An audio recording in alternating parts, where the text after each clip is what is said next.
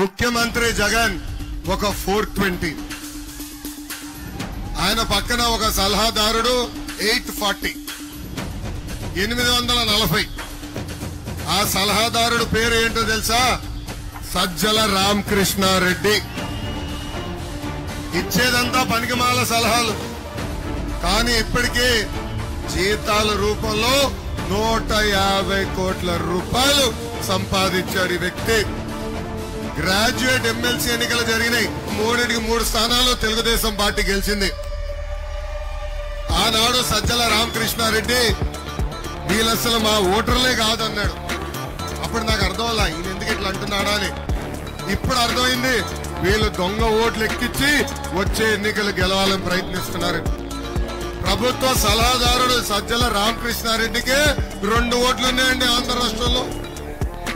1 vote మా మంగళగిరి నియోజకవర్గంలో, ఇంకొక ఓటు పక్కనున్న కొన్నూరు నియోజకవర్గంలో.